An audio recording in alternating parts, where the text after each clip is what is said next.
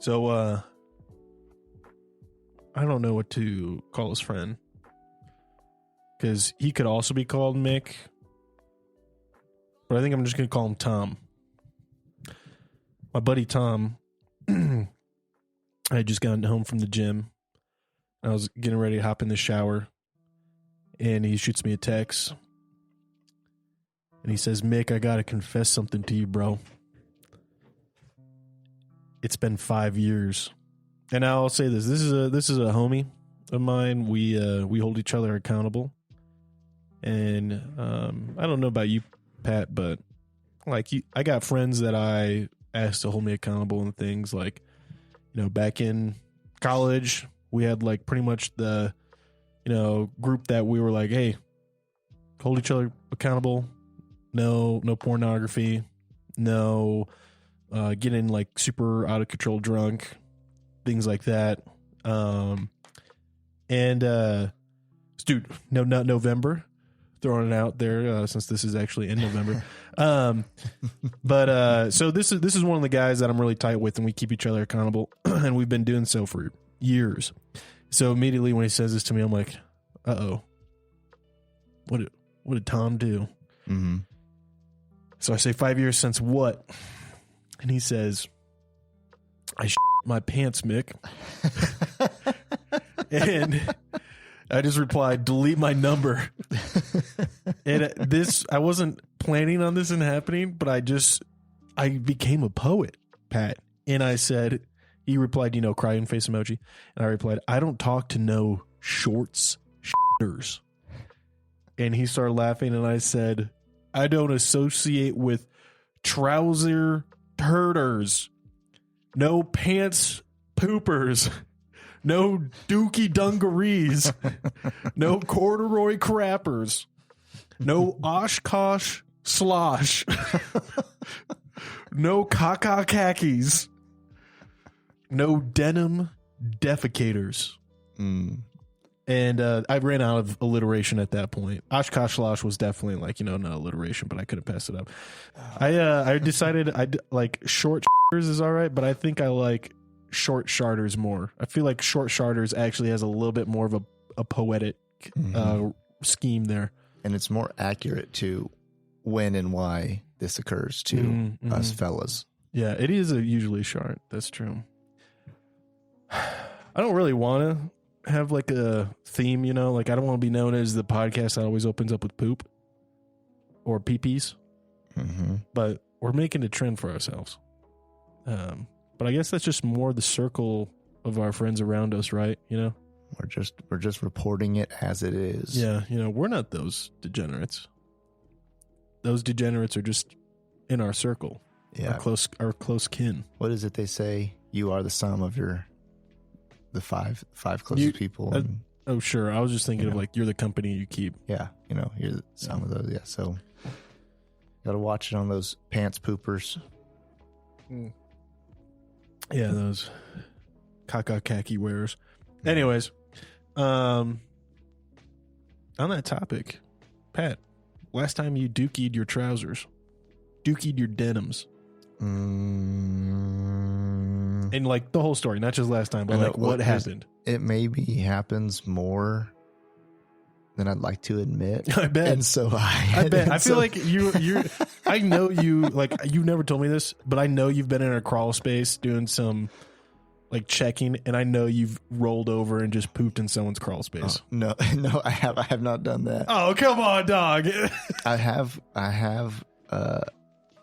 it's crossed my mind taking a leak, but I've never done it. I've been in some spots, it's ethical. Like on a real big house, you got to crawl, like, it's a big long crawl all the way back into the spot. And you get all the way back there, and you got your tools back there, and you're going to cover it up with plastic anyways. But no, we do not use the restroom in customers' houses. We rarely even use the actual toilets. Usually, I'm headed to the 7-Eleven. Really, you've never used a customer's restroom? No, I have, but rarely. Oh. I've used the if you're going pee, you just use the restroom, but you don't dookie. Yeah, when you get to a customer's house and you've like been there for like 2 minutes and you haven't even done any work yet, and you're like, can I use your restroom? And then you like have to leave for like, no, I tell them, oh man, I left this part at my shop. I'll be right back. Mm-hmm. And I go do what I need to do. Respect. How is... Wait, hold on. Wait, let's not get carried away here. Last time you pooped your pants, situation, and when was it? You're pants. 28 now or 29? 29. Okay. If you have a story, go, because I've got it. Dude, when's the last time you did it? I am clean as whistle, dog. Free and clear. I haven't pooped my pants since I was in diapers. I can't even remember time as a little kid where I pooped my pants. For real. Dude, for real. Not even when you've been like sick. Like, what if you've been like ill? No. Like, there's been a couple of times where it was close. Yeah. But I've always made it. There's a couple times where like I was so sick, I was coming out both ends, you know. Right. But you were making it to the I've always made it there. Or sometimes I've actually just dropped trial in the wilderness. By wilderness, I mean like backside of a 7-Eleven. It just done it. Like when I try to go, they're like, "Oh, now bathroom is out of service," and I was like, "Well, looks like Redbox is my stall tonight." Mm-hmm. Yep. So I can think of. Here's one story that's it was a long time ago, but about 7 years ago in college, we'd gotten back from Christmas break, and me and my roommates decided, let's do something crazy. So naturally, the next course of action was to go and step 1, buy Depends, adult diapers. Oh, yeah. Step 2, buy a bunch of X-Lax. So this is self. Step 3, go buy a minimum of 5 Taco Bell items. Wow. Step 4, clear everything out of the living room except for the TV. You didn't even do this outside? No. It was Christmas time, and it was like January. We were back from break. It was cold. But that's what the Depends are for. So we sit in a circle to dump a bunch of Taco Bell on the ground. 5 grown men sitting in a circle in only diapers. We slam. Oh, you didn't even wear like other clothes, like not even shorts or anything? No, because we knew that. Here's the plan was who can not poop their pants the longest, and we slam these like we like double dosed on the X-Lax, on the laxative. Was it pills or what? It was a drink. Oh, gross. So we double dosed on this drink, and then we ate the Taco Bell, turned on Ricky Bobby, the ballad for Ricky Bobby, and waited. And we waited. And we waited. How long before the first casualty? So was it what part in the movie? Yeah, so we got all the way through the movie. Oh, what? And we're really? like, everybody's fine. What's going on? Like, what is the deal? Like, come on. Like, we thought this would be like kind of instant and funny and like be done with, you know? And so we're like waiting around. It doesn't happen. So did you start like feeling it at all in the movie? Well, we all ranged from sizes of people from like 130 pounds up to like pushing 300 pounds. Yeah. And everything in between. And so our big roommate, he's not fat, he's just giant man. And he like didn't feel anything. He's like, really? His metabolism just dealt with it. He fell asleep on. We did leave one couch in the room, so he just falls asleep on the couch in a diaper, just like big baby. It's hilarious. This big giant baby sleeping. So then he wakes up after the movie. He's like, "This is stupid. I'm going to bed." And he's like the most practical one out of all of us, and the most successful now, and the least childish. And he wakes up. He's like, "I'm going to bed. This is dumb," more or less. And it's like, all right, man. So he goes to bed. And we're like waiting it out. And then me and one of my roommates kind of have iron stomachs, and the other two have the opposite. They've just got these weak stomachs. Yeah. And so we threw on another movie. It's the middle of the night now. What movie? I don't remember. At this point, it was starting to kind of happen for the two of them. And they started feeling the gurgles? Yeah, they feeling the gurgles. They're trying to hold it in. Wow. They're trying to hold it in.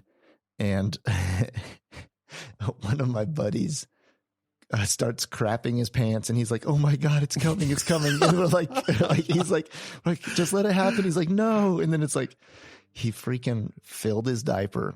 The problem was like he filled it.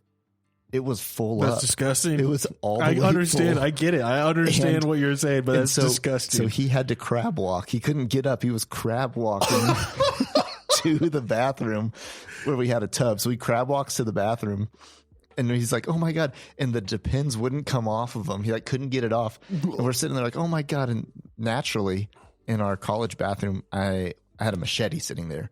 So it's college. Okay. So have you seen The Emperor's New Groove? Yeah, but not in years. Yeah, so there's a scene where Issa and Kronk are at like the little cafe, and they order the big roly-polies. Mm-hmm. And when the roly-polies come out, they smack them with a stick, and they open up, and they're steaming. That's what happened. So that's disgusting. Too much imagery. I don't.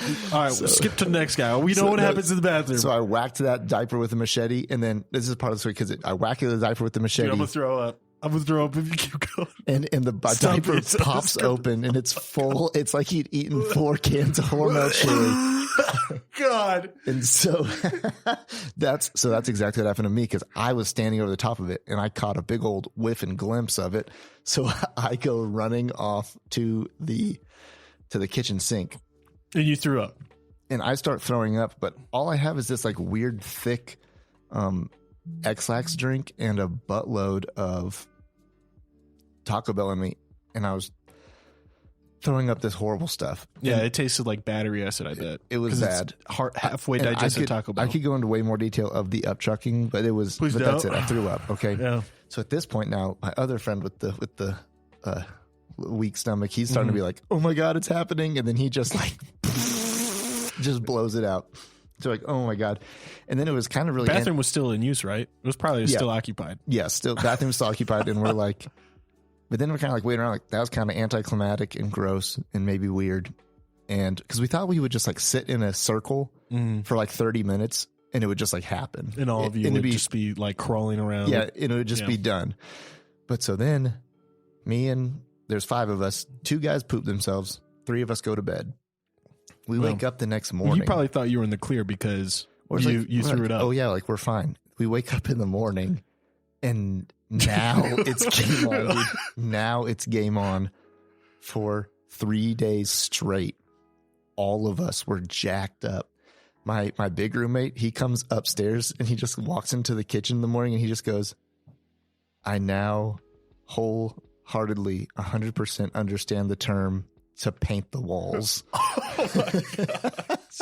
And so he that happened to him. I ended up I wore a diaper for 3 days in public because you were shitting yourself, because you couldn't control it. It would just happen. And so yeah, straight up 3 days in public. I sounded like a. What do you mean you couldn't control it? Like I have never felt like I could. There's been times where it's felt like so much pressure that I'm like, if I'm gonna keep holding this in until I get to a bathroom, but it literally there's so much pressure that I might like. Blow a gasket. Like I might get a hemorrhoid or something. I don't know, right? Like, but I've never once felt I'm gonna lose control of this. I don't have control. Like, what was it? Is it like a pressure feeling, and then like you just like I can't do it anymore. I just give up. That, and you just can't trust anything. You just like you can't trust. Like you bend over and it just comes out. Yeah, you can't trust a cough. You can't trust anything. Oh my gosh! And so I sound like a 2-year-old walking around, or an old man. But yeah, with my diaper crinkling as I'm walking around. Yeah. So, a word to the wise, which I mean, you didn't need. Word to the idiots out there actually is, just don't take laxatives unless you need them. Yeah. Also, caution. I know in high school someone gave some laxatives to some friends and some brownies, and their parents actually pressed charges because it is considered poisoning. Really? Yeah, even though it's non-lethal, right? It is considered poisoning, and their parents pressed charges. And like, one homie got a restraining order from 2 of his friends' parents, and so like, totally just kind of killed that friend group. You know what I mean? Yeah. So just don't trick your homies with X-Lax. Yeah. One, it's like not cool, right? Because you could seriously ruin their lives for 3 days. But 2, it is technically considered a crime and poisoning. So Don't do that.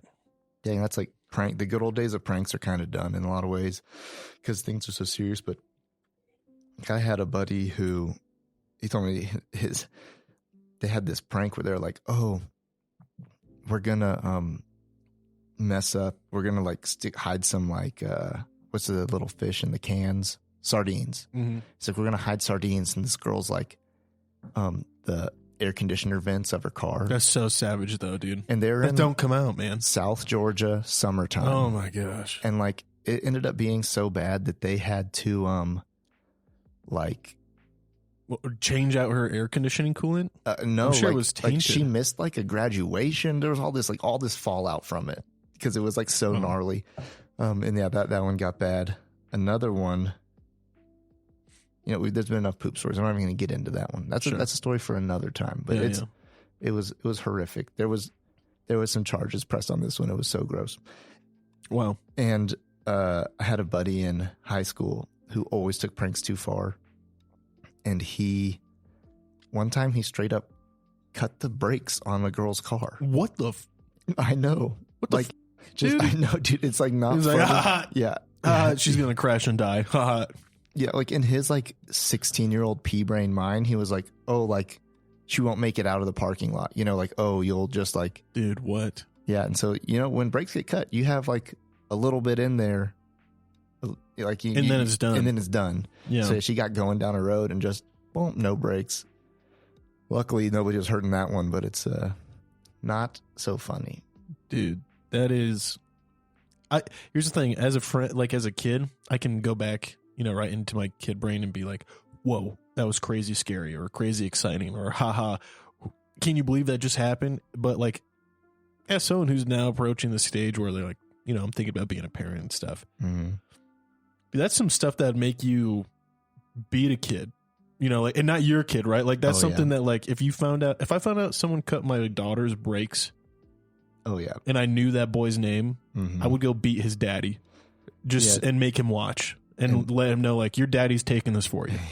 Luckily, in this one, there was some pretty severe punishment from the father of his father. Yeah. Which has been which is a lost art. It is. You know? Yeah. And, like, we should defend our children, but we shouldn't defend our children from being total... That's how you get freaking King Joffrey. Oh, my gosh. If you just defend your children from everything and there's no consequences, that's how you get... narcissistic and out of control sociopaths, man. Mm-hmm. People also like, you know, other side, if you only beat your kids and abuse them, you're going to get out of control psychopaths. So be careful. No kidding. Just be a good parent. It's not that hard. Right, Connor? Smoke break. Smoke break. Hey, Ken, it's Mick. And I've got something important to talk about. We all hope we never find ourselves in a self-defense situation, but life's unpredictable. Enter the National Self-Protection Plan from Attorneys on Retainer, an actual credible law firm you can put on retainer for your self-defense needs. For just $35 a month, you get national coverage in all 50 states for criminal and civil legal representation in self-defense situations, complete with a 24/7, 365 toll-free emergency line. That's real legal support when you need it most. What's in the package? Bail bonds, scene cleanup, firearm replacement, even mental health counseling. Plus, 0 fees for a laundry list of defense-related costs like expert witnesses. So support the show and get yourself some peace of mind. Click the link in our show notes or visit our sponsors page to sign up for the National Self-Protection Plan from Attorneys on Retainer. Hey folks, Pat here. If you're like Mick and I, you're a fan of classic tales like Lonesome Dove, Blood Meridian, The Three-Body Problem, and Steinbeck's East of Eden. With Audible, you can dive into these epic stories anytime, anywhere.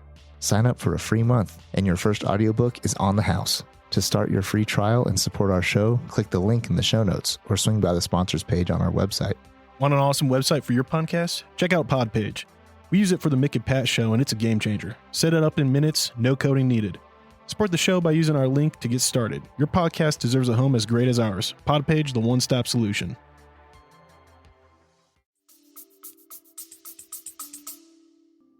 I'd say it is hard to be a good parent, but it's not. It was a joke. That was an that exaggeration. hard to. it's not as hard as it might be to raise like a halfway decent adult. It's weird though, growing up too, like looking back at some of like the kids I knew and my friends who like made really, really poor decisions getting into the world and of all the bad things the world's got to offer.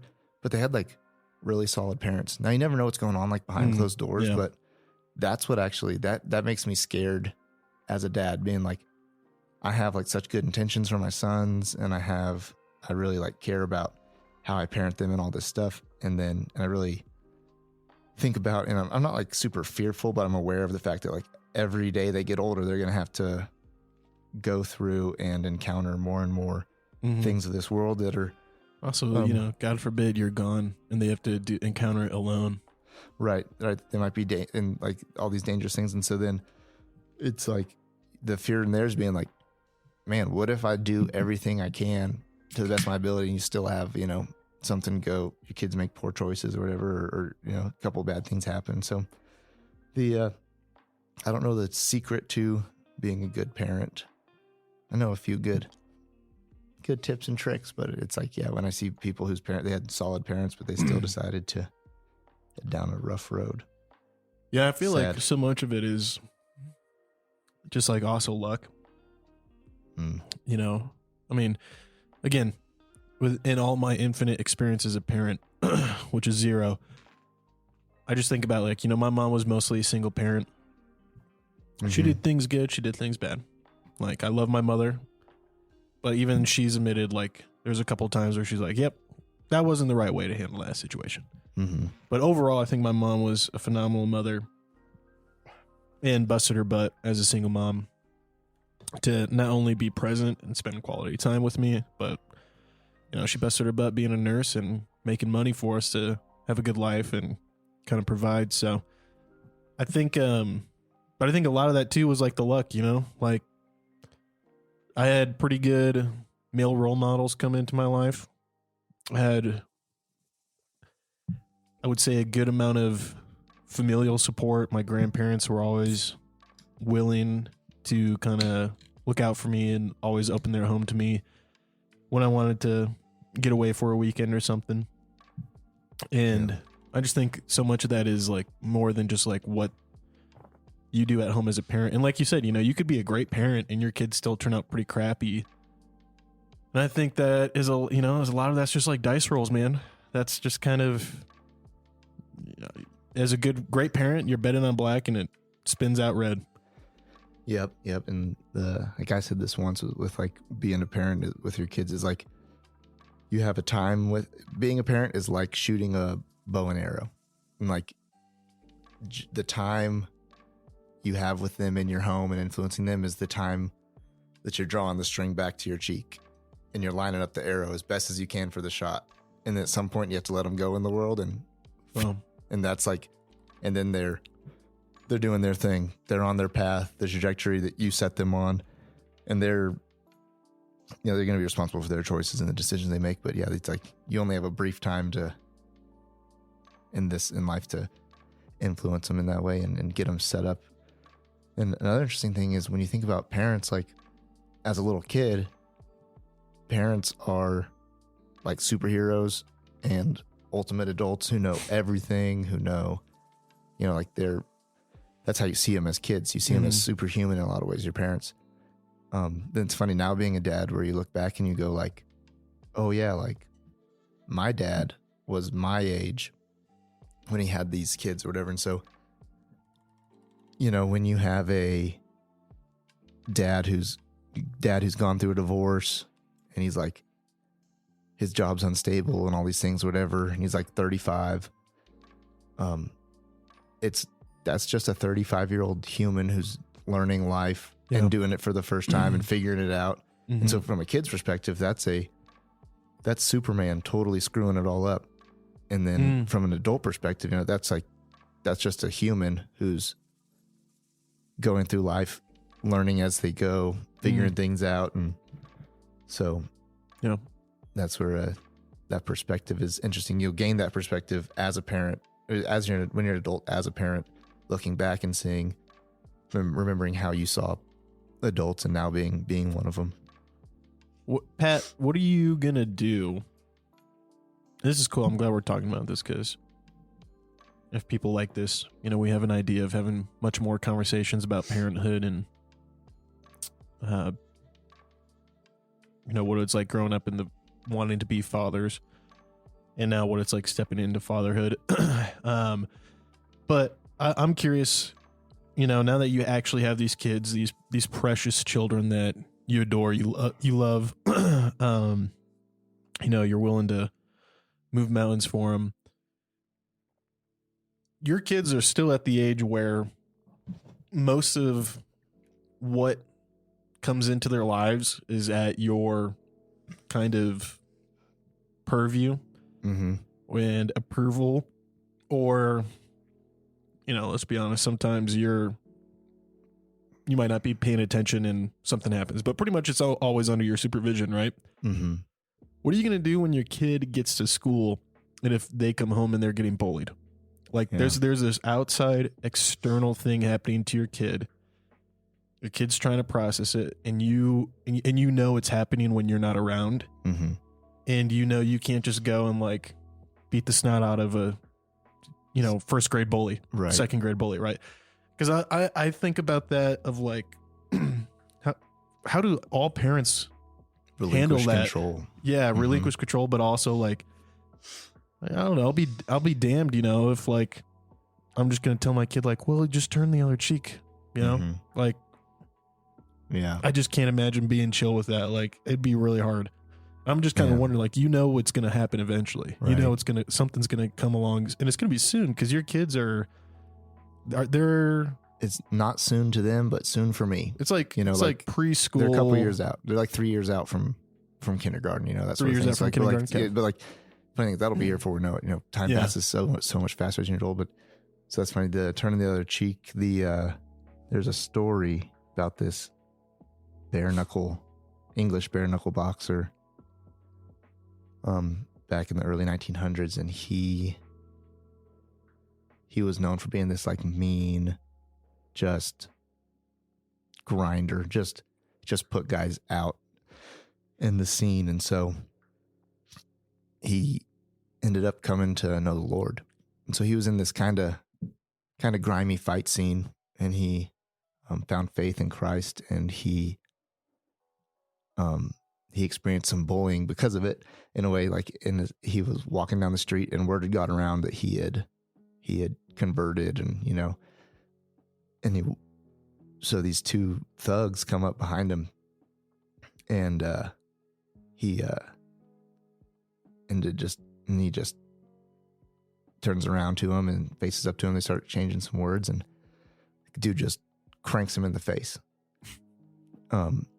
And he turns his other cheek, and he just, because they're talking about being a Christian, all this stuff, and how are you going to do this, blah, blah, blah. And so after he gets hit in the face, he turns his other cheek, and the guy whines back and just cranks him another one. And that boxer kind of stretched his shoulders and cracked his knuckles and said, "That's all my Lord's commanded me to do." And so, when dealing with bullies, and it's funny, today you're technically, what I'm supposed to say now is I don't condone violence. I don't condone any form of violence. Yeah. And that's not an appropriate response to everything. Violence is should be a very limited last resort. It's a limited answer for very specific situations. Right. But it is, at some point, it is a thing that sometimes has to be dealt with. And what's interesting in schools now is there's no questions asked about who started it, what happened, why did this happen. Mm-hmm. It's both of you guys are, suspended, or in lots of cases, like both of you guys are. There's just things in place where they just say, we don't want to know. It's just blanket punishment for both of you. And I remember being in school. Sometimes I got in trouble and not the kid who started it. And it was just because I looked less off. I didn't look as bad as he did. Because you walloped him. Yeah. Well, I'm not going to say that, but like, Yeah. Yeah, definitely. Like, just wrecked this kid's face, you know, and I got way more trouble than they did. Yeah. And I think that for men in general, like, biologically, we are geared towards violence more than women. I'd say we're geared more towards physical violence, and there is healthy outlets of physical altercations and things. And I think that when schools take these blanket punishments and they just shut all this stuff down and not going to hear people out, and there aren't as many schoolyard fights as there used to be, and that's probably good in some aspects, but in other aspects, like, there is no healthy aggression outlet for young men. Dude, I don't know, man. Like, part of me does like think there's a huge, like, I remember a teacher talking about it. He was like he was my criminology teacher in high school. He did it was an extracurricular. He mostly did coaching and then social studies, but like you could take his criminology class, right? And he spoke on it of how he remembers, you know, he went to the same high school we were all in, right? Learning from him. And he went there in the 70s and 80s, or maybe just the 80s, I think.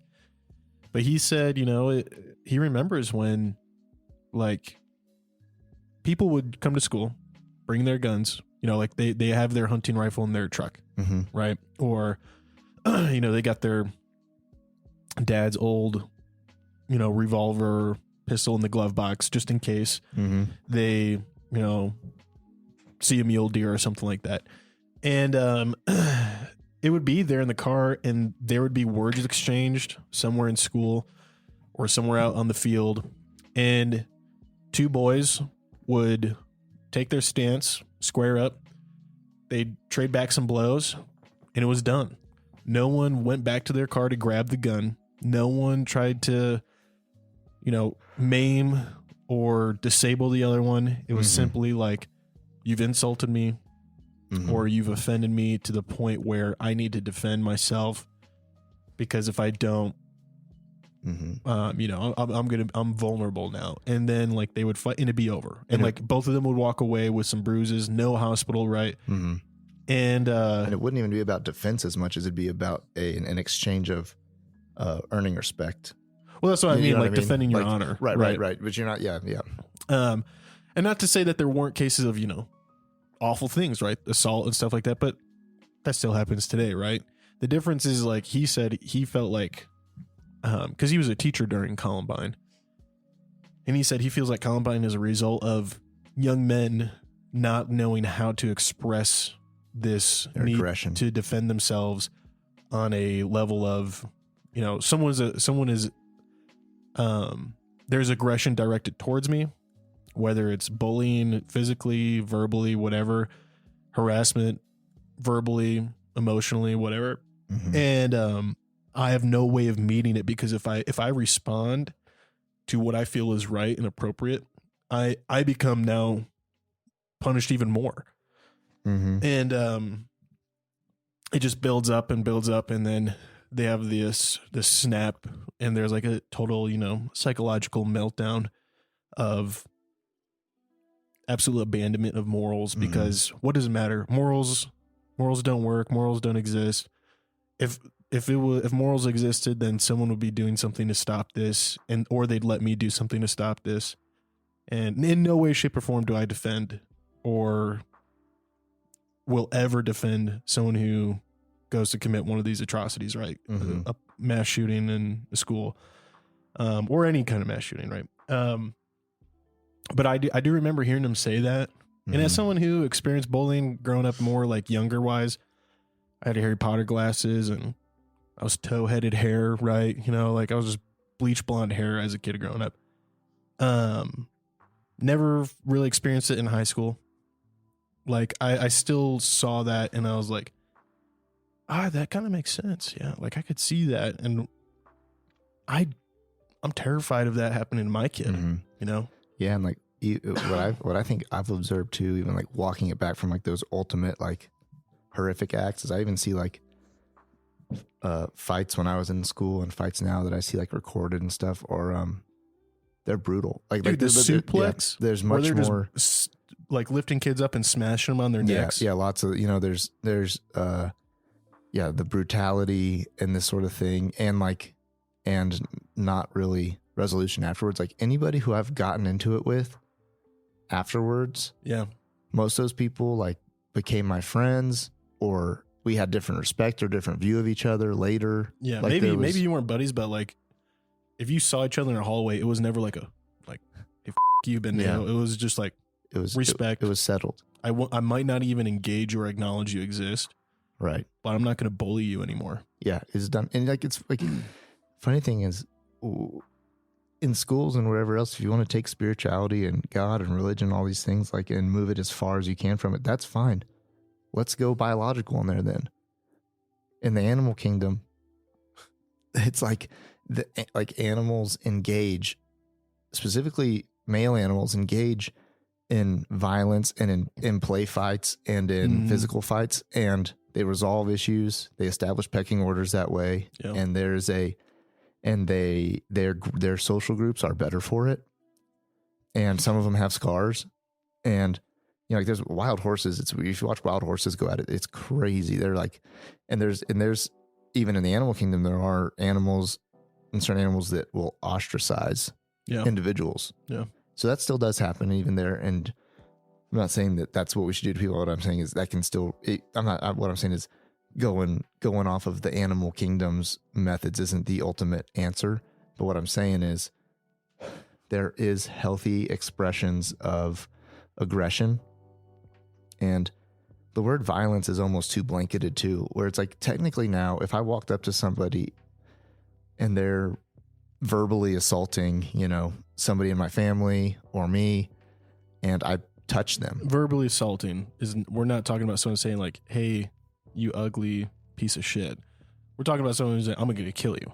Right. Or I'm going to kill you. I'm going to break your bones. Or even like, let's say, I'm going to say, not even take it that far. I'm just going to say threats. I'm going to say not threats. I'm saying people are, someone's disrespecting me, my wife, somebody in my family. Yeah. It's just inappropriate. Okay. It's and technically, legally, they're completely protected in what they say, what they're doing. They haven't made threats, whatever. But the things they can say can be so emotionally damning and scarring to others. But if you even touch their chest, if you walk up to somebody and touch their chest and say, hey, you need to cut that out. In some courts, that's technically assault. Yeah. And that is,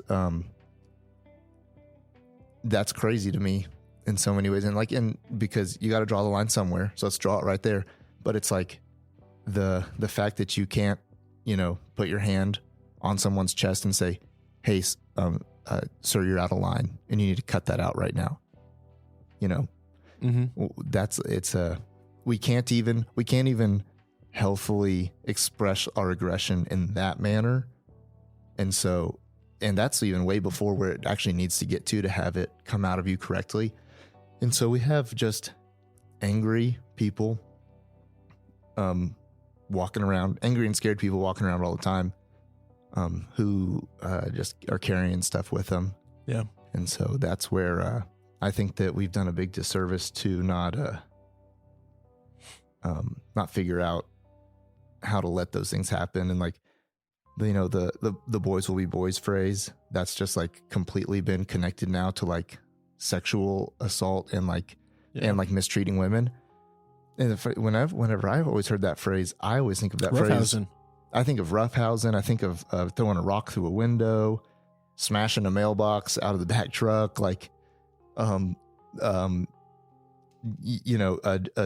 stealing a pack of cigarettes and smoking them out back.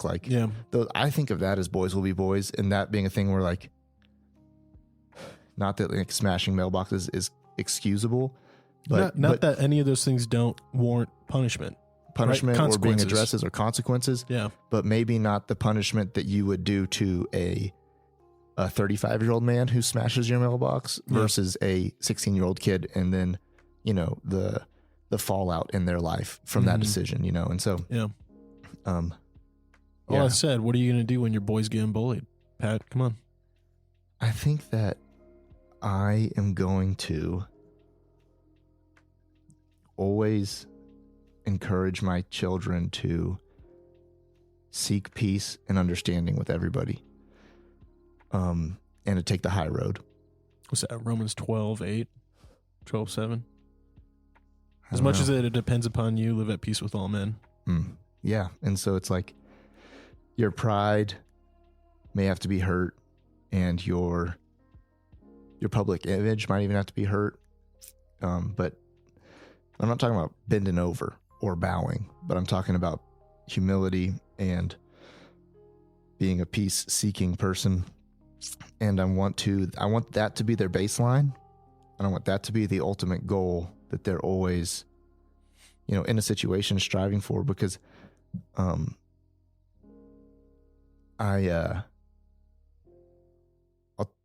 tell this story. So with a different perspective is last week, a guy threatened me. He threatened me with a pistol. He was kind of far away from me. So long story short, it was a little road ragey, encounter in a parking lot, and he pulled over, got out of his car, instantly went to pistol. He's lifted his shirt. He's showing me that he has a gun. He's yelling, "I have a gun. I will shoot you." And so, to bring that back to our talk about not having a healthy outlet for aggression, he skipped the part where we were supposed to say, "Come out here and I'll kick your ass." That's fair. He skipped just the you. Yeah, he skipped all of it and went straight to that.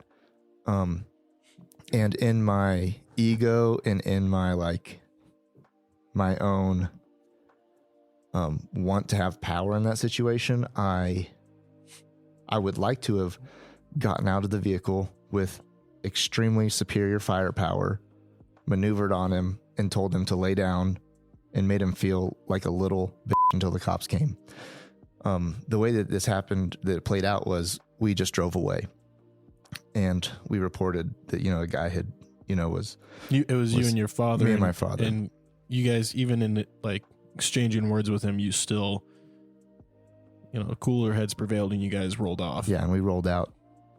And upon pondering it this week, one thing was I was definitely looking out for the guy around town, because I just want to watch my back with unstable individual. But I've also been looking for that car just to make sure. Yeah, I mean, some people are just totally unstable and unhinged. But what I wish I had done in that situation was, I wish I had. Now, driving away was the safest option, getting out of there. And in my ego, getting out with superior firepower and submitting him to myself is the most appealing to my humanity. But what I wish I had done is stopped right there in the traffic, put my hazards on, made the people wait behind me, walked over to him with my hands up, and just said, "Hey man, I'm sorry I didn't let you in front of me. I'm sorry that I brake checked you." And that's it. Leave it at that. For multiple reasons. One, that actually is my heart for people and things, and is to seek peace and understanding with folks. And the funny thing about that too is that I would give him the opportunity to also release his anger, and to finish it there in a healthy way and say, "Yeah, man," he might be able to humble himself and say, "Yeah, I'm sorry. That was unacceptable what I just did, showing you this weapon. All right, later." Or he could have, in response, said, just been all hot-headed and yeah, that's right, you should be sorry, and left. But I know that night when his head hit the pillow, I would have been heaping coals upon my enemy's head in my grace. And that would have ultimately, if he didn't choose to humble himself and meet me on that high ground, he would, in that going forward from there, it would be resolved for me and I'd be done with it. And he would always live with a little, if he ever remembers that encounter, being like, "Man, I'm kind of an asshole," and man, that's how you heap coals upon your enemy's head. So, Pat, I agree with you, but I guess I also think, I think there's circumstances that warrant a violent response. And I guess my main thing is like, what if you find out, your boys aren't that different in age. Likely they will be at the same school multiple times. What if one of them is getting bullied, and not just bullied, but like beat up? Would you want the other one to stand by and just yell, "Hey, stop it," or try to run and go get a teacher, but don't ever get involved? Or, how are you going to advise your boys on, standing up for themselves, defending themselves? Yeah, I think. I know that sounds a little aggressive, but no, my heart's not like in aggression. Because also, and you're asking about once we've kind of passed that point. It's not another kid calling one of your boys right fairy or nerd or even just, it's not even just like a little shove. Right. It's like it has been, they're on top of them punching the can of worms has been opened. Yeah. Yeah, no, I think I know that I will teach my boys to defend and take care, not to defend so much, but to take care of one another. Even if that's like, I'm even okay going all the way over to being like if someday my boys like both sneak out and TP a house, when they're in middle school, and they come back to me and they're like, I'm asking them like, "Hey, did you sneak out last night?" They both say no. So here's the deal. Corroborate their stories. There's one thing about breaking trust with a dad and lying to him. So if they decide to do that, they better at least stick up for they at least better stick to it together. You know what I mean? Like, like I'm not saying I want my kids to lie to me, but I'm saying like I want them to have each other's backs.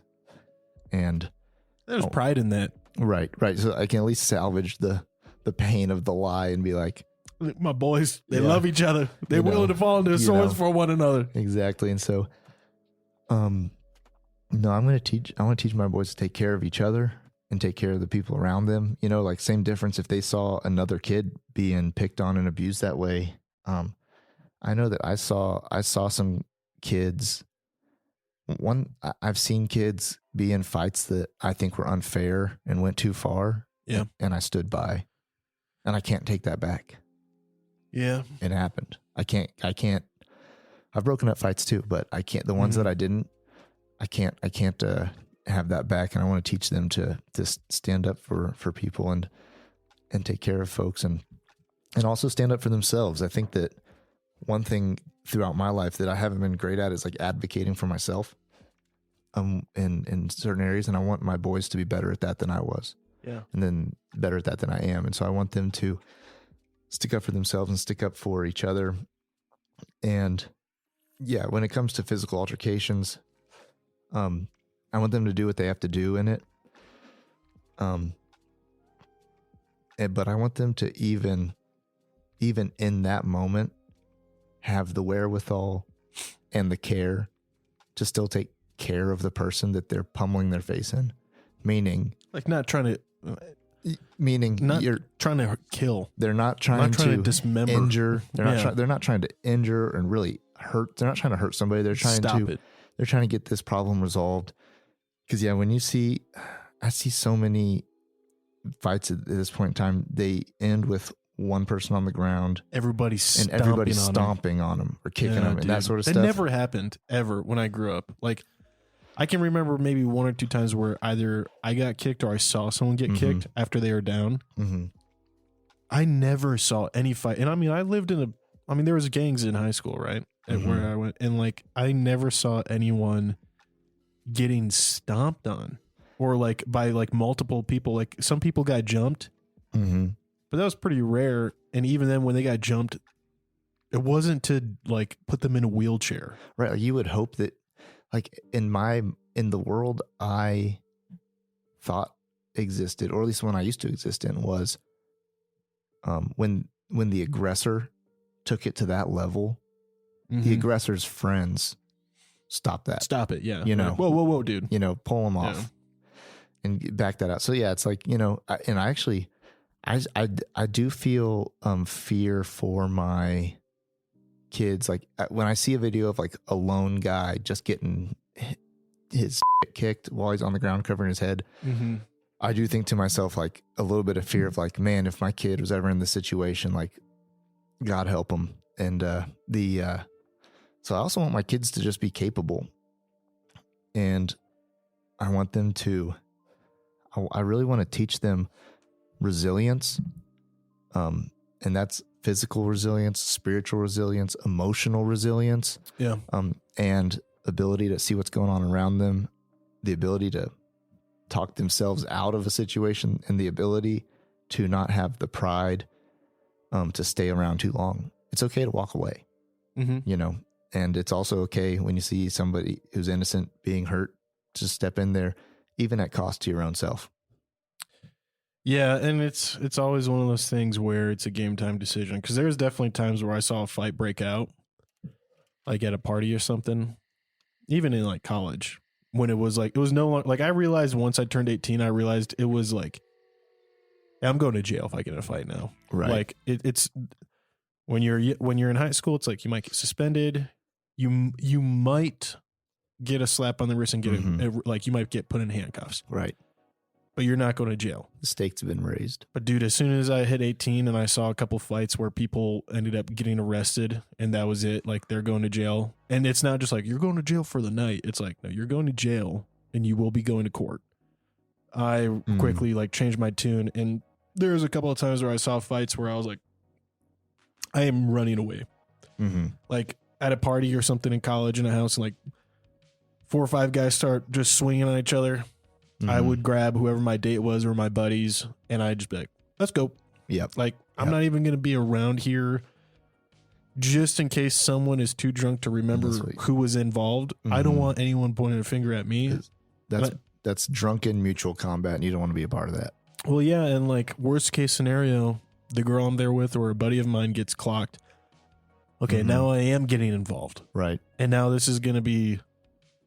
like, this is real bad, you know? This could be a life-changing moment. All that said, I have had this thought, and I think I've had this thought just because I've gotten in a good amount of fights as a kid growing up, gotten in a good amount of fights, you know, on the job with various jobs and stuff like that. And, you know, I think it's changed, man. I think fights have changed, and I think... there's this encouragement. Part of me, like, I know it's weird, but I think social media has made fights more lethal for almost the fame of like, oh, I flipped this kid on his neck. Oh yeah. Or watch us jump this kid and like get all these like, you know, this fame of like, oh, these kids know it's me and they're scared of me.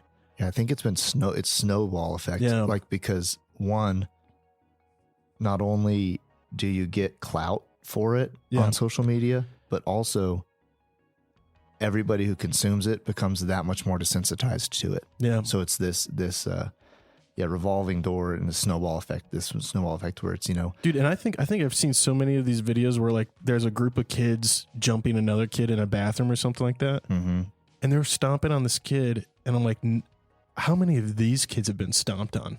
Like probably none of them. Right. Like they're just a group of bullies that are doing this to try to like stay in power or whatever, stay in control. And they don't know what they're doing. They just see other like videos on social media doing it, and they think like that's what they do, and that's what they're going to have to do to stay in control or popular or whatever. And they don't understand what they're doing to that other kid. Not just, you know, mentally, but also like I've felt a shoe against my head. Right. And I have felt a shoe, like I've felt kicks in the back, in the ribs. That is hard. Like it is painful. And I just don't think like a lot of them are aware of what they're doing and like how harmful that is, like actually to an individual, you know? Yeah. But I know, let me know what you think of this. Cause again, I don't have kids, and I maybe my perspective will change when I have kids. But I have come at this point in my life to the conclusion that I'm going to try to teach my boys as much as I can and my daughters, right? And teach them as much as I can about self-defense and de-escalation techniques and escalation if need be. You know, violence is a tool on your tool belt, or it's a way of using the tools on your tool belt. Use the right tool for the job. Don't, you know, understand that if someone's threatening you with words, the proper response is not to, you know, pull out your keys and start, you know, bust them in the face with like keys in between your fingers, right? Not scratching them across the face or whatever. But just kind of to teach them the same things I was taught in like law enforcement and security. But with that, I'm going to teach them, and I'm pretty much going to tell them like, it's going to be a lot easier for me as a parent to come visit you in juvie or jail and talk to you through a phone, or, you know, see you in court and sit in court for your trial than to be a pallbearer in your coffin.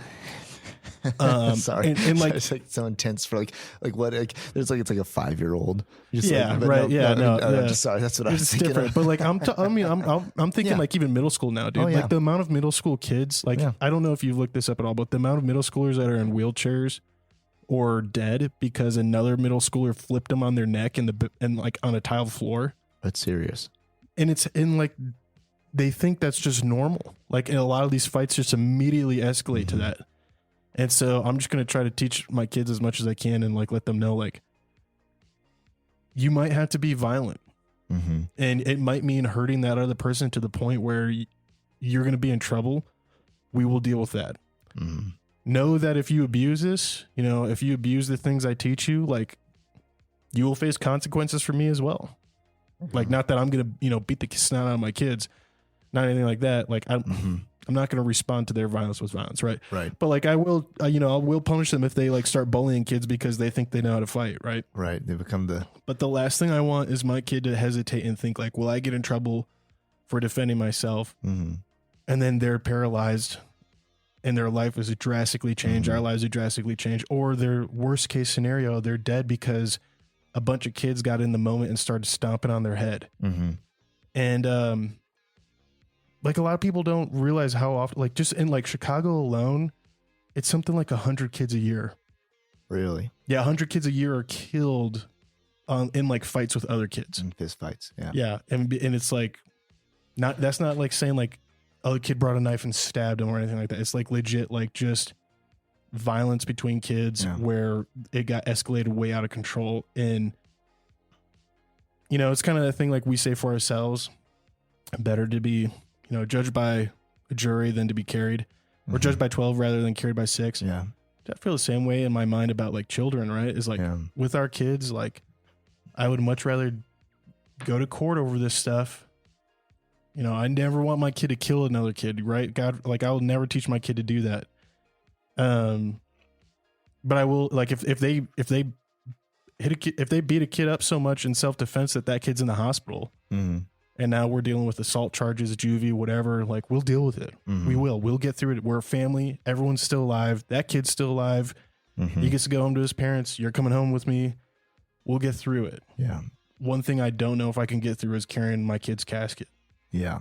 Yeah. The, back to not having healthy outlets for aggression. You were talking about how, you know, these kids stomping or kicking another kid in the head they don't really know what they're doing. They're just in the moment, mob mentality, whatever, the heat of the moment, all this stuff. I'll tell you this, I've never kicked or stomped on someone's head. And I think a big part of that is because I felt it. I was about to say that's what I was about to say was that's because if more people had ever had the taste of their own blood in their mouth, they wouldn't do it. And like honestly, like straight up that like actually like the taste of your own blood in your mouth is a good thing to have happen to you in your life. I think some of the most, I genuinely think there's 3 things fight wise that were incredibly educating to me. The first one was the feeling of getting pushed down to the ground flat on my butt. Like I remember that memory very clearly. Like the first time a bully came up, shoved me to the ground and stood over me. Second one was when I got punched. Like I remember the first time getting punched in the face and feeling not only like blood in my mouth, but I actually like went unconscious because I hit my head. And that was like, I think I was like 8. Wow.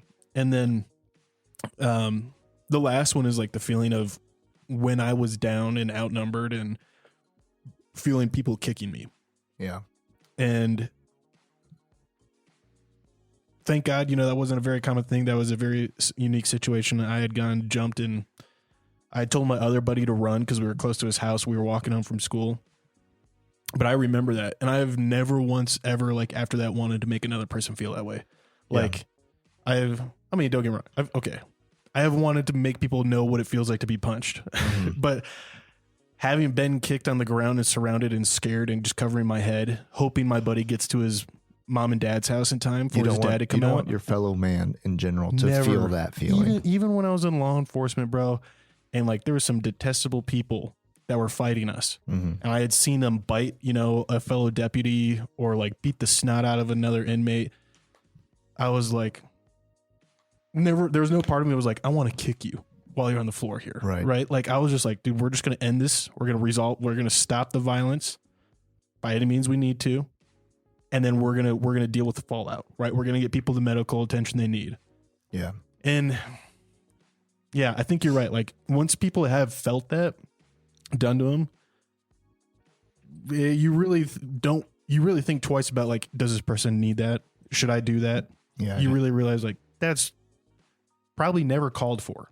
Helps our in general, we just have a lack of understanding and worldview on humanity and our humanness.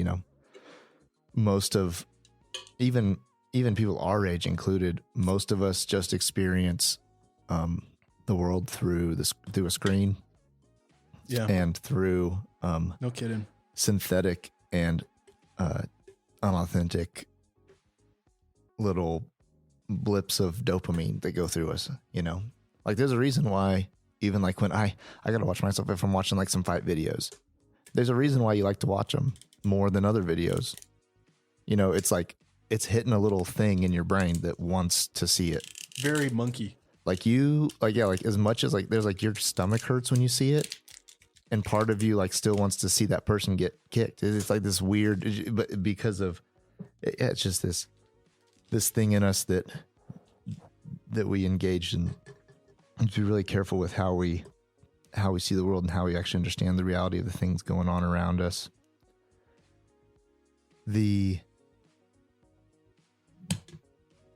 For children and how we teach our children, I think on a person, like on a one-to-one view, you got to teach them how to defend themselves. And then also like from an epidemic viewpoint, like a 30,000 foot viewpoint, it's like, where does the change actually come from? And I think it's also still in actually being able to defend yourself and seeing your fellow man and as flesh and blood. What's the phrase? There was somebody who would talk about like basically gentlemen can like hide behind their words and they can say these things and say whatever they want because they're protected by, like I said earlier, if I put my hand on your chest, you can sue me for assault. But a savage man or a man who lives by some jungle rules, has to respect his enemy, even when he walks in his enemy's home and sits with them and talks with them, because the possibility of your skull getting bashed in is legitimate, and so there's like this, a violent society is a polite society. There's some sort of, there's some sort of checks and balances that come in with that, and so it's like when I've seen in other countries these videos, and it's probably over the top where like it'll be like citizens, the title will be something along the lines of like citizens take justice on phone thief, and it's like there's some dude in the street. I know what you're talking about. I saw one where they this guy robbed a food delivery driver in Mexico. That food delivery driver got a bunch of other like moped ride and Uber drivers, right? Uber Eats. And they went and they ripped him out of his house and just started hitting him with like a stapler. Oh my God. Yeah. Like no cops were involved in this. It was No, settled. dude. Or to be like, And you can't identify any of them because they all had their own like little helmets on. Like, you know? Oh my gosh. Or like or even if it happens in the moment, like some dude snatches a girl's purse in the market, and then like all the guys around there just like they telepathically they all the guys go over there, all those men go over there and do something about it. And so one thing that turns my stomach in all these fight videos we've been talking about is the passerby guy. The watcher guy with the bystander phone effect. Well, the watcher guy with the phone is also he's a POS, but the guy who just kind of like glances over at it and makes that kind of like face and then just like walks away, you know, kind of quickly is just kind of also like and one like we said, there is value in getting out of a situation. And there's also something about but when you watch these bystanders just kind of like watch it happen. And even to take it all the way over to like, here's one for you that I've thought about, and I wasn't there, so I can't say what I would or wouldn't have done in this situation, but like George Floyd. Oh yeah. Mm-hmm. So if it's recorded, how many people recorded that? I don't know. A handful. A handful of people recorded it, and many more were there. If you, in your honest to God guts, felt like that man was being murdered, now I realize, one, you're going to face legal consequences for what I'm about to say, and maybe even lose your life over it. But I feel, and I wasn't there, and I've never been in a situation where I did rise above into the occasion and risk my life in this sense. But like, I would like to think in some way that like, I don't care what badge you have on, I don't care what your authority is in this whole world. Like, if you honest to God thought that this man was murdering that man, like walk over there and deal with it. Yeah, that one is and that's an example. That's a can of worms. But go ahead. Well, there's just so much with that one that, like, having been in law enforcement, I wrestle with. Because like, don't get me wrong, like there was times where we were in situations where we like tap a guy and like, hey, you're out, dude. Right, hey, get out of here. Cool it off. Like this is not about controlling the situation and resolving it. You're trying to hurt that guy. You take a beat. Yeah. And that's exactly what his partners needed to do in that situation. Mm-hmm. That officer was out of line. That said, there's a couple things that in the conclusion, you know, like, I don't know if you've ever heard of excited delirium. It's something that I know a lot of EMTs and police and firefighters are trained on now. But George Floyd's a classic case of excited delirium. And it essentially, like, you go into cardiac arrest and you die. And even coroner ruled he didn't die from that officer's knee on his back. Right. That said, officer was out of line and someone needed to pull him off. I have my opinions about like what that officer did do or didn't do. And, but just saying, like, from a conviction standpoint, as someone standing there going like, if you think that person's being murdered, I mean, I do realize, like, if you'd gone over there and assaulted those officers, you could have lost your life. Yeah, and maybe it wouldn't have to be assault, right? Maybe it's just like one person, one human being going up to the officer and be like, officer, please don't. He's going to die. Mm-hmm. Or like, hey, this doesn't look good. You just put cuffs on him and get him in the car. Or to go to the officer next to him and say, hey man, like, and because even police officers are human beings. To go over there and say, your partner's kind of pushing the line here. How about you take over for him? Let him take a break. Well, and the levels of training vary. Like, honestly, there's a lot of evidence to show that the bigger the city, like Chicago, Philadelphia, New York, far worse the training is. But anyways, yeah, all that said, that is a good example, I think, of like an opportunity to step in, but like you are really putting yourself at risk. And I think, like, to argue against what you said, man, like, I remember a very specific video I watched. I think it came out of Harlem, if I remember correctly. But these guys were harassing a girl walking late at night, started pulling on her clothes and stuff. One guy steps in to try to tell him to knock it off. They killed him. Right. And it's on camera. Like, they started beating his head in and they killed him. Yep. And his girlfriend is then screaming, asking them to stop, and they beat the snot out of her, and she lived, but they they put her in a wheelchair. Yep. And then they just went back to and like the girl that he stepped in to help, she just took off running. She didn't do anything to help him. Mm-hmm. She just left him there. Right. And like, that's one of those things, man, where like, I'm not saying don't act, mm-hmm. but at the same time, like there have been times where I've seen a fight. And like I said, I was like, this fight's going down. I'm not sticking around for it. Right. And I think that's got to be on a case by case basis of like, can I resolve this? And if I can't with the tools at my disposal right now, then I need to go get help. I need to get someone else involved. And that's a judgment call, man. And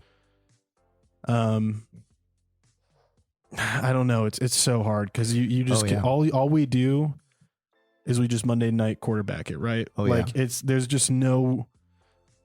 I don't know. All we can do is try to learn from it. But like then, if you were put in the same situation, you'd probably do exactly what that guy did. Exactly. And it's so hard. Like I remember this one I stuck out because this was actually not too long ago.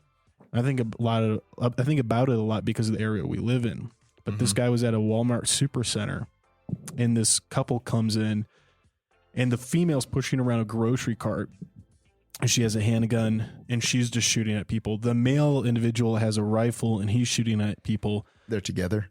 They're kind of together. She's behind him. They go in together to start shooting people. Right, okay. Yeah. And this gentleman on camera, you could see, God bless him. He saw and assessed the threats looking down the aisles, drew his self-defense weapon, CCW, but the only thing he recognized was the male individual with the rifle. And so he comes around an aisle, gets a draw on the male individual, and before he can pull the trigger, the female comes up behind him with the pistol and blows his brains out. And it was because he didn't assess her as a threat because she's just pushing a grocery cart and didn't even think to double check and look at her. Right. I don't think I would have either because in my mind, what's the only thing you ever hear about? I mean, there's cases of multiple shooters, but it's always lone gunman. Sure. And it's not usually almost hardly ever a woman, right? It's very rarely a woman. And so, and that's a Monday night quarterback lesson, right? Like, well, always be checking, like don't get tunnel vision. Right. You don't know you're dealing with one person or something, right? But like, truth is, I would say 99 times out of 100, you're dead. Mm-hmm. I'd say 99 times out of 100, whether you're a woman or a man, concealed carry, not carrying a gun, whatever, you step into that situation trying to stop the threat, you're not going to notice the other chick with a gun to the back of your head, right? Yep. Same thing, like 99 times out of 100, you step in to stand up for that person being attacked by a group, you're done. Yep. And I don't know. It's really hard because I have met groups, by groups, I mean like 3 or 4 people with superior tools. I'm not going to say superior violence. Right. But I have met groups with like superior tools at my disposal, and they decide it's not worth it. Mm-hmm. They decide beating my ass is not worth 1 or 2 of them really getting some hurt. Mm-hmm. And so like it's over. It's resolved. It's so finicky, man. It's like a flip of a coin, like you just don't know how it's going to fall most of the time. And you just got to go off of what you think is right and what you think the wise choice is. Yeah. An assessment. And unfortunately, I think there's just a lot of examples of it, like going bad for stepping in. And I don't know how to really like taking it back to what we were kind of talking about. Like, I don't know necessarily like how I'm going to advise my kids on that. Right. Because I do want them to stand up for someone. But at the same time, I don't know, dude. Like, it's hard. Because I've been that kid who had a friend not step in. Mm-hmm. And if that friend had stepped in, I think it would have made the difference. Right. We would have taken on that bully or whatever, right? We would have been able to kind of change. But I got my butt beat because my buddy just stood by or ran off. Yeah. And so I don't know, man. It's a hard thing to call, especially when you're thinking of like your own kid's safety. Right. Yeah. For sure. Yeah, I think that's where like you have to decide for yourself. One, you have to decide case by case. I think also like you should, like, it's good for us to decide too, like, are you a person who's going in or a person who's walking away in general? Like, I'm not saying I ever would have made a difference, but in high school, I carried a big knife in my backpack all of high school. Yeah. I don't know if I'm going to advise my kids to do that. No. I'm not going to tell them to do that. But as an individual, I did when we were in high school. So Columbine happened when I was in kindergarten, and you would have been about to be in school. Mm-hmm. I remember Columbine happening because the week it happened, I ended up in a room full of a bunch of high school kids in Texas, and they were distraught over it, and they were praying for these kids and all this stuff. And it was like, the world hadn't seen something necessarily like this. Mm-hmm. And I remember that even when I was in kindergarten. And then as we got into school, I felt like there was a long time of not a lot of mass shootings. And then when we were in school, it was routine. It became happening all the time. And so, see, I almost don't even remember it being routine until like it became predictable when I got to high school. Yeah. I don't remember it that way in middle school. Like once, like past 2010, it felt like it was like, oh, it's May. I'm not May. It's like March or April. There's a school shooting that's going to happen. Yep. And so when I was in high school, I think I was my year, 2 years ahead of you in school. When did you graduate? 2011. I graduated 2013. Okay. Yeah. So when I was in high school and these things were happening routinely, I was like, I told myself, I was like, if this happens here, I'm running towards it. I don't know if I would have in the moment.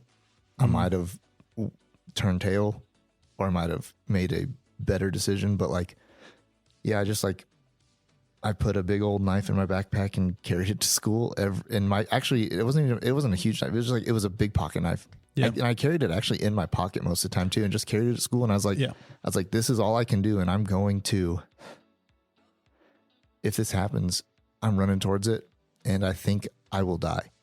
Like that was the thing too. I was like, I'm going to die, but I'm going to try to do something. And like I said, I don't know what I would have done. I'm not advising children or high school students to like carry weapons on them, because I think that the school shooter situation is actually still in so many cases such a rare thing you're never going to encounter. You're just going to have a weapon on you that, as someone without a prefrontal cortex fully developed, you're actually going to get yourself into trouble with it. Yeah. So I'm not advising that, but I have like resolved myself to be like, if this is what's happening, I'm going in and I may die. Yeah. And I mean, I had something really similar. I just remember it was sixth grade. I'm used to walking home from school, right? Mm-hmm. Like I was walking home from school, first grade, 2001, right? No, nix that, 2002. I remember it was when I started walking home. And I remember in sixth grade, this van stopped and I was walking home, and this guy was talking to us in this van, and it was me and like these two girls, and they just started we just started shouting at him to go away and leave us alone. And like, it got people's attention, and the guy drove off, but we heard on the news that like, watch out, like this guy just took a kid, like this white van's going, and it had taken a kid in our neighborhood. The same van. I don't know if it's the same. Right. But that same, you had encountered a white van that day that you yelled at, and later that day, not later that day, or like later, but later on, like it might have been a week later or something. A van had taken a kid. Yeah, it's kid memories. Could have been a month later, whatever. Right. And so I just started carrying a knife in my backpack, and I took it every day to school. And then I noticed, like in high school, I just had my pens in my pocket, and I was like, people are just going to think it's a pen. I just carried a pocket knife around all the time, and like, not like a Boy Scout pocket knife. I remember it was a HK knife that I had bought, and it was like, I loved it. I lost it. Yeah. Sucks. But I always carried it, and I always had it on me, and never once did I ever use it in like a self-defense manner, but I always had it on me just in case for that worst case scenario. But it is one of those things where, speaking on school shootings, me and my friends, I remember like we had a game plan. All of us talked about like the plan, like we had tried like with our desk, and we realized like we could make the door pretty hard to open if we just move a desk and the chair under the door. I don't know what doors are like in schools now, but I remember like a lot of our classrooms had like a lever handle, and we were like, we can, and they opened outwards. And the teachers always, most of the time, close the door usually. And so we had like this game plan. I always thought about like my belt and just pretty much like pulling that hinge, wrapping around and like pulling it down and just like cranking on it to like just not the latch, but just jamming the hinge. Oh, like the big door closer. Yeah. Yeah. Yep. And it's kind of weird because like kids shouldn't have to think about that. But of like nowadays, I feel like a lot of kids are thinking about that, you know, how, what to do if the worst case scenario happens. And I'd prefer for kids out there to, instead of feel so, it's like, don't walk around in anxiety, don't walk around in fear. Yeah. But like to like recognize the possibility of it and have some wherewithal, some situational awareness, and some plans about what you're going to do and react in the situation and how you're going to react to it. And ultimately your plans might make a difference. They might make the difference, or it might be the day that it's a bad day for you and your family, whatever else. But,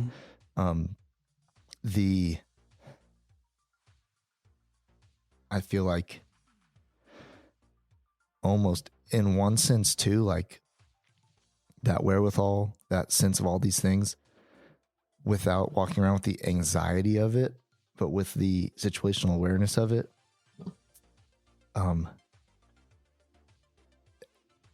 To how do we address this problem? Yeah. We're two guys sitting in a room talking about it, and the nation's whatever, most, whoever's in charge of this whole place can't figure it out themselves.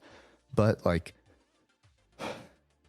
that situational awareness can go all the way down into well past your, having to figure out a game plan for how to deal with things once it happens. But that situational awareness can boil all the way, or can not boil, but can be rooted so deep in you that you can get an awareness of people around you and how you treat people, how you see interactions with other people, how you one, on the front end of these things, identify those threats before they happen. If that person's already kind of past the point of no return on these things, all the way to before these people ever get into the situation, like being able to address it on the front side, and where it's like there's always going to be people with severe mental health issues, legitimate mental health issues. But I feel like most of these people aren't necessarily, they're not just like, most of the people who commit these crimes aren't people who from the get-go needed to be institutionalized. They were, at one point, they were 5 and they like had fun going down a slide and throwing a ball too. And somewhere along their journey, things shifted for them. Yeah. You know? Yeah. I think there's a lot of value in negating the anxiety and stuff with preparation. And like part of that is like, I feel pretty confident saying this, but like, I imagine both of us are going to teach our kids like firearm safety and like to, have appropriate behavior in regards to firearms and stuff. Being gun owners ourselves, we want our kids to respect them. But like one thing I really do plan on teaching my kids is, because of school shootings and because of like not just school shootings, but there's kids with guns in schools. Like, I don't know about you, but I've seen the videos of like kids showing off their full auto Glock in a Chicago school. Right. Like they're in a Chicago gymnasium and they're showing off all of their full auto Glocks. Like gangbangers or rich kids or both, with access to firearms. And one thing I want my kid to know how to do is how to cause a malfunction in a firearm. Yeah, he's obviously how to grab that and Like Jason Bourne field strip it, or who's the not who's, even the, that. who's the guy Jackie Chan. No, but who's the guy the guy who's been going around right now, the self defense Detroit guy or whatever, but like garbage like that. It's like he's like redirect the muzzle. I saw this on Bugs Bunny. Stick your finger in the muzzle. Yeah. Press the muzzle into yourself so that they can not fire it. Yeah. Right over the aorta. No, we're not going to do anything like that. No, but like the thing is, like, once you understand the mechanics of a firearm, you know how to lock a gun up. Mm-hmm. And like, I think like something like that I would try to teach my kid is like, pretty much like if you like grabbing a pistol, if someone's pointing a pistol, redirecting it and holding the slide, one shot might go off. It can't re-rack another one. Like your hand will hold that slide in place, and you don't need that much strength to inhibit the slide from functioning and chambering another round. In regards to like rifles, redirecting that barrel and slapping your hand over the ejection port, boom, you've just caused a malfunction. That gun's not going to work anymore. That person needs to like know how to handle a malfunction, and most of these shooters don't know that. Like they don't know how to deal with that stuff. And so like all that goes to say like it's a preparation mindset that I want my children to have just for the worst case scenario. And even like way before that encounter, not being scared or anxious around firearms. When you have a understanding of firearms and what their capabilities and what they can do and how they can be used, I think you don't have anxiety around them. Yeah. You just have understanding. Mm-hmm. Even if you don't own one or you don't want to ever, even if you don't ever want to touch one, that's fine. Yeah. Yeah, I agree. Well, that's a good podcast. I mean, that's a long one. Yeah, we've been going for a little while. Yeah. I think we'd be interested in hearing from our kin out there. I mean, I know some of you personally have been at a high school where there was this school shooting, and be interested in hearing your thoughts about like hindsight 2020 on some of those things. Also just like how to pick up on warning signs of an individual and like trying to reach out and prevent it from ever even getting to the point where that individual starts thinking about causing mass harm. But all that, definitely give us, some feedback and comments and stuff, and we'd love to kind of hear from you all on that. Yeah, this is a conversation worth continuing. One on this talking about the unthinkable, unspeakable of active shooter situations, but then over to just basic parenting around bullying and how do you teach kids to deal with bullies? How do you teach kids to not be a bully? How do you teach kids to appropriately address a bully? And how do we raise kids who are confident and caring? And, like there's so many there's so many people out there who carry things in their life that have been damaging to them from their childhood, from bullying. And so I think in some aspects that the term bullying gets like so overused or it gets just slapped on everything. But there are kids who are dealing with it, and there's kids who in a heavy sense, there's kids all the way to the point of, who choose to take their own life over bullying. And there's people to this day who the way that they interact with others in the world, in their adult life, is due to how they were treated while they grew up. And so, we want to keep talking about parenting and how that is something that is ultimately, I think, in so many ways key to how you as an individual can combat these things. Yeah. Yeah. Ultimately too, I think a lot of it just comes down to loving people and, treating them like family. Mm-hmm. It's kind of what we want this podcast to be about too, is, we call people kin for a reason, and we want to kind of live that out in the way we raise our families and such. So to all those out there that are listening, just go through your daily life and treat people like human beings, and even more so than that, like people who you see are isolated, lonely, perhaps victims of one thing or another. Love them, and show them grace, show them kindness, and hopefully we can make the world a lot better of a place to live in, not just for ourselves, but for our children and for those people and those people's children. So with all that, we appreciate you guys. We're happy that you're here, and we're happy to be doing this show. Till next time.